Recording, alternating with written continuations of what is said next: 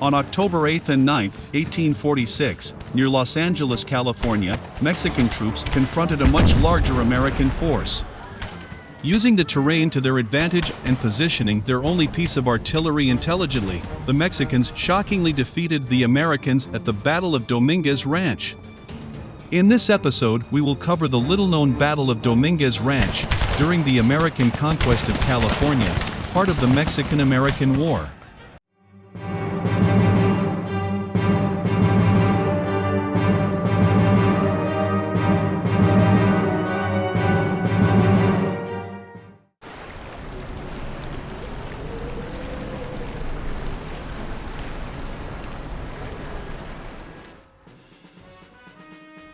In late May 1846, after the Pacific Squadron of the U.S. Navy was informed that war with Mexico had begun, its commander, Commodore John Drake Sloat, sailed along the coast of California to conquer the main Mexican settlements in this province.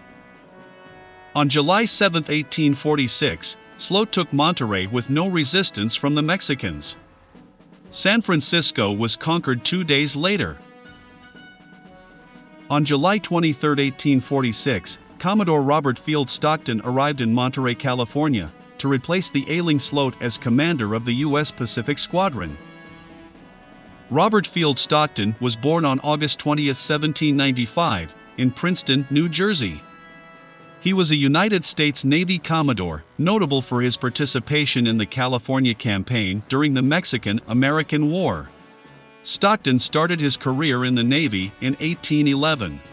He was a naval innovator and an early advocate of a steam-powered Navy. Stockton resigned from the Navy in May 1850 and returned to business and political pursuits. In 1851, he was elected as a Democrat from New Jersey to the United States Senate. Stockton passed away on October 7, 1866. Now, back to our story. Stockton sent the Pacific Squadron to occupy the port of San Diego, on the south of California. The Pacific Squadron arrived on July 29, 1846, and took the town without resistance from the Mexicans. After taking San Diego, Stockton focused his attention on conquering Los Angeles, the largest Mexican settlement in California. On August 11, 1846, Commodore Robert Stockton, with approximately 360 Marines, landed near San Pedro Bay, California, about 22 miles or 36 kilometers from Los Angeles. On August 13, Stockton and his men occupied the town of Los Angeles unchallenged after it was evacuated by the Mexican forces.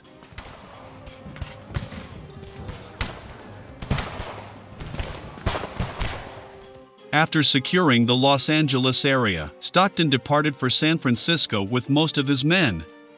He underestimated the Mexican will to fight and left behind only a small garrison in Los Angeles, under the command of Captain Archibald Gillespie. The number of American troops under Gillespie is estimated to have been between 40 to 50 men. At the time, Los Angeles had approximately 3,000 residents.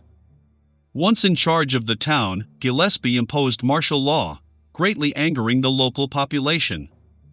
Furthermore, his men regularly harassed and abused the citizens of Los Angeles. These actions resulted in a popular insurrection led by Captain José María Flores in the final days of September 1846.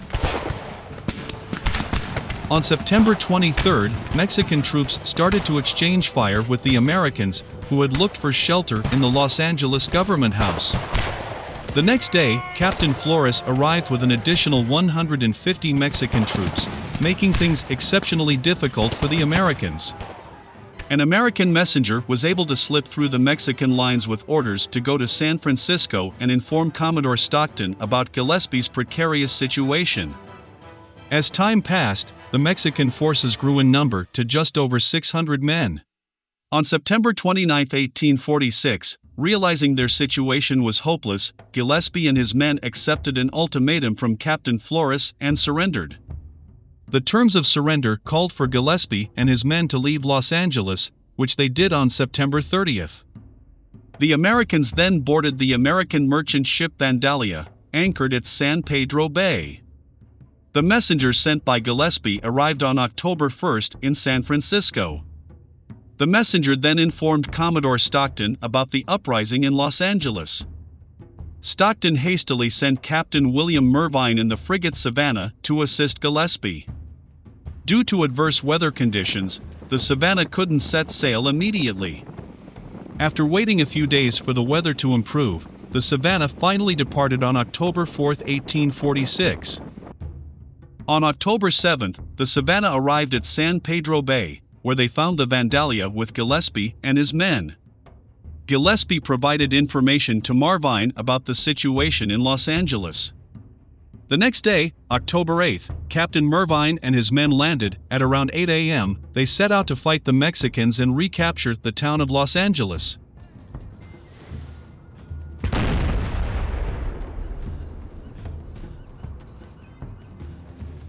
Mervine had between 290 and 380 Marines and sailors under his command, including Gillespie and some of his men who had fought the Mexicans previously.